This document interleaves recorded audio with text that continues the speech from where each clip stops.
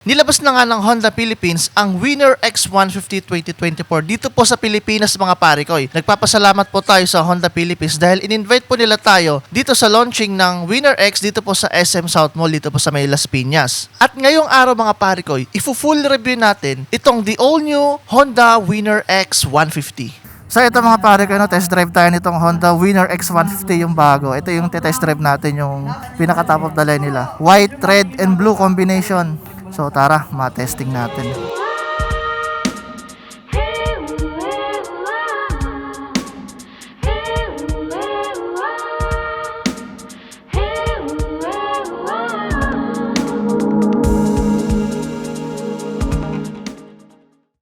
Ito na nga po ang araw na pinakihihintay ng mga riders na nag-aabang sa paglabas ng Honda Winner X150. Dahil finally mga parikoy, available na po sa market ang motor na to. Ngayong araw, pag-uusapan natin yung specification nito, yung mga features, at ite-test drive po natin itong Honda Winner X. Ibibigay ko po sa inyo yung mga information na kinakailangan nyo para magkaroon po kayo ng idea dito sa motor na to. Tara at umpisahan natin yan sa kanyang mga features. Dito po sa kanyang makina, meron po itong 150cc, dual overhead cam, 6-speed transmission po at naka-liquid cooled. Ang special po dito sa motor na to mga parikoy, meron po itong sleeper clutch, which is same engine po na makikita natin dito sa CBR 150R yung version 4. Alam naman po natin yung CBR version 4, napakalakas po ng makina nun. May mga napanood po akong video, sibak po niya yung Sniper 155. So dito mga parikoy, kahit papaano may idea kayo dun sa power ng bagong Winner X150 na may sleeper clutch po yung kanyang engine. Alam naman natin po yung mga dual overhead cam na makina, malalakas po talaga dumulo yan. Kaya mag-expect tayo ng magandang performance dito sa motor na to. At isa sa pinaka nagustuhan kong features dito mga pare ko, yung kanyang anti-lock braking system. Nagamit ko na po ito sa test drive niya, napakaganda po talaga gamitin, lalo na po yung preno sa unahan. Sobrang safe kapag merong anti-lock braking system. Bali yung kanyang ABS is single channel ABS lang po, meaning yung likod po wala po siyang ABS, yung harap lang po. Pero kahit ganun mga pare ko, napakalaking tulong pa rin po yung kanyang single channel ABS. Maililigtas na tayo nito sa mga biglaang preno, lalo na sa mga madudulas yung daan, mga basa, mga mabuhangin, yung mga ganun po. Bali yung merong ABS lang po na variant mga pare ko, itong racing type na ABS, tsaka po itong mga matte colors na to, yung red tsaka yung black. Pero itong mga glossy po nito na white, black tsaka red, black, non-ABS po yan. Isa pang magandang features dito mga pare ko, yung kanyang smart key system. Lahat po ng variant nila, mapa ABS man or non-ABS, meron na po itong smart key. So hindi na po tayo gagamit ng mga susi sa mga motor natin. Napakaganda po nito. Less hassle po. Kahit nasa bulsa lang po yung susi nyo, mapapaandar nyo na po yung motor nyo. Hindi na kayo magsusuksok katulad ng mga traditional.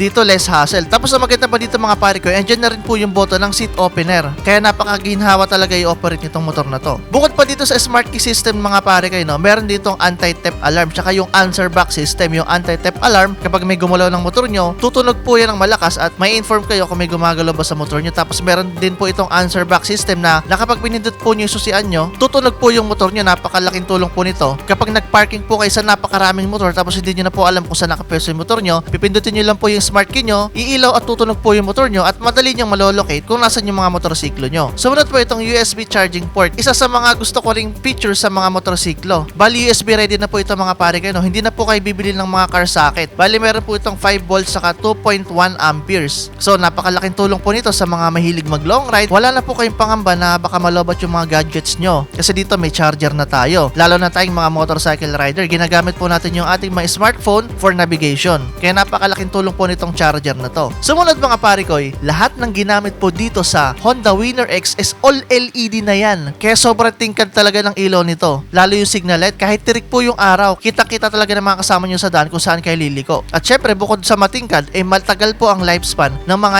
LED light. Sa forma naman mga parikoy, ipapaabaya ko na sa inyo yan. Pero hindi natin maipagkakaila talaga na sobrang pogi nitong motor na to. Kung ako tatanungin nyo, ito yung pinaka-poging underbone ngayon dito sa Pilipinas na 150cc na bracket. Ito yun mga pare ko, napakaganda. Pero syempre, depende pa rin sa titingin yan. Pero sure ako, 100% marami sa inyo ang mas napupugian dito sa Honda Winner X. Ito naman po kanyang digital meter panel, napakaganda rin po. Same po ito ng digital panel ng CBR version 4. Ito po yun, kumbaga sinalpak lang din dito sa Winner X. Tapos nagustuhan ko pa dito sa kanyang instrument panel, napakatingkad din po ng mga characters. Kahit tirik na tirik po yung araw, kitang-kita niyo po yung mga characters dito. So makita natin dito, meron tayong tachometer, gear indicator, speedometer, may orasan tayo, fuel gauge, tapos meron tayong fuel consumption dito, trip A, trip B, odometer. Sumunod mga pare kayo, meron po itong bank angle sensor. Kapag lumagpas po kayo ng 70 degree ng lean sa motor, automatic po mamamatay itong Winner X. Napakalaking tulong po nito. Halimbawa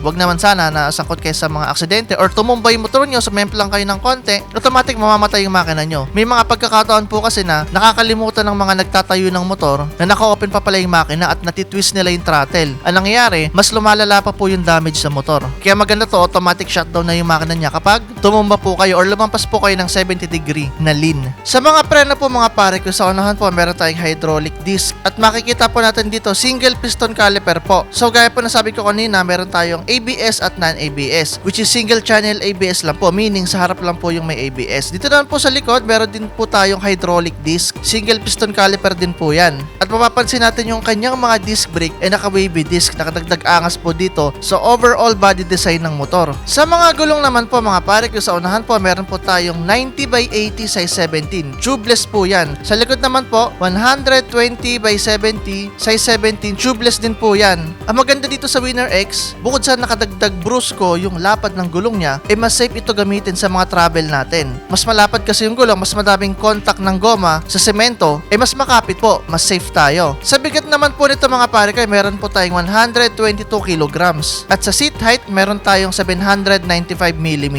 Para sa 5'6 na height mga pare ko, ang masasabi ko lang, kayang-kaya po i-drive. Talagang Filipino friendly po yung seat height nitong Winner X, kaya marami talaga ang pwede i-drive itong motor na to kahit hindi kayo masyadong katangkaran. Sa ground clearance naman po, meron tayong 151 mm.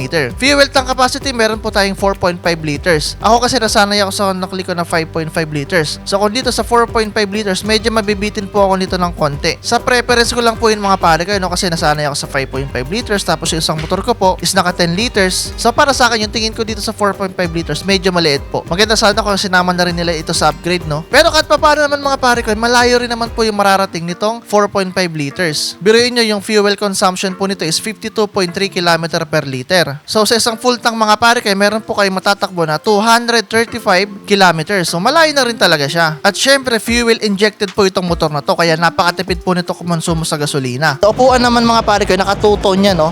Ito yung makinis, ito yung medyo magaspang. Tapos dito sa may bandang likuran, ito yung kanyang grab bar, oh. Mayroong hawakan yung mga angkas nyo.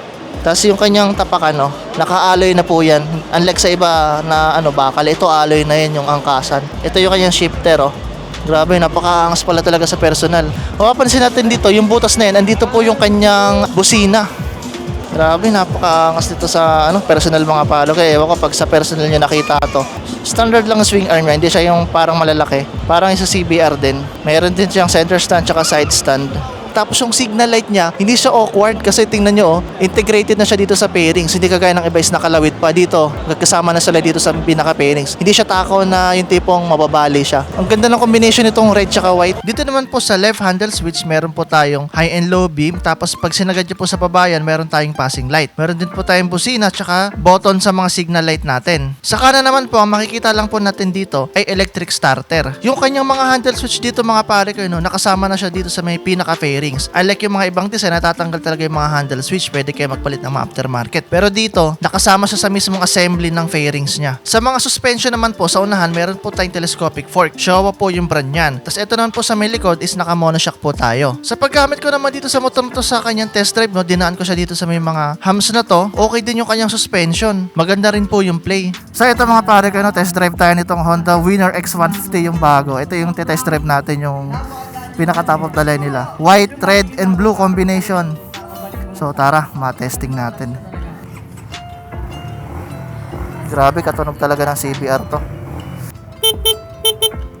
Ito yung busina niya, high and low, tas passing. Okay, signal light. Oy. Grabe, napakasarap gamitin. Testing natin yung suspension dito. Suspension. Okay. Maganda yung laro ng shock. Saan ba ikot nito? Dito. Try natin i-curve. Parang yung niya, yung pakaramdam ko dito, parang same siya ng pakaramdam ng CBR version 4. Ganun ka bait yung makina niya. Isa pa, acceleration. Wow. Ganda, ang ganda gamitin. Comfort pa yung upuan. Okay na okay din siya, no? Sobrang komportable din. Ideal to pang long ride. Tapos yung handlebar natin, upright yung position natin. Napakasarap i-turn. Ang ganda ng handling ng motor na to, grabe. Ayan siya, oh. Ganito yung pakiramdam ko sa CBR version 4 nung tinry ko siya. Yung ano niya, yung makina niya sobrang smooth. Okay din sa kaldag, oh. Grabe. Mga pare, tandaan nyo tong araw na to. Bibili tayo nitong motor na to. Ako na nagsasabi. Ang lakas ng hatak ng ano, ang lakas ng hatak ng segunda niya. May hatak pa rin, oh. Wow. Preno naman tayo. Try natin yung ABS. Front brake tayo. Wow. Kapag combination ng front brake tsaka rear brake, ang lakas ng ano, ganda ng preno niya. Pero pag unahan lang, okay din. Wow, naramdaman ka ABS. So, nag-vibrate yung ano ko sa bandang unahan. Yun yung ano yung nag-activate na yung ABS. So, ayun mga pare ko, yung ating test drive. Dito sa Honda Winner X mga pare kayo, meron po tayong tatlong variant. Una po, meron tayong standard. Nagkakahalaga po ito ng 123,900 pesos. Pangalawa po ay yung ABS Premium. Nagkakahalaga naman po ito ng 129,900. At yung pinakahuli ay yung ABS Racing Type. Nagkakahalaga naman po ito ng 131,900. So ngayon po, is available na po siya dito sa Pilipinas. At sa mga gusto po mag-avail ng motor na to, finally, makakabili na po kayo ng Honda Winner X. Gusto ko po pala pasalamatan ang Honda Philippines sa pag-invite sa akin dito para ma-testing at masilayan ang napakagandang motor na to. Yun lang po mga pare ko, magandang araw po. Salamat po sa panonood. Kita-kits po tayo sa next vlog.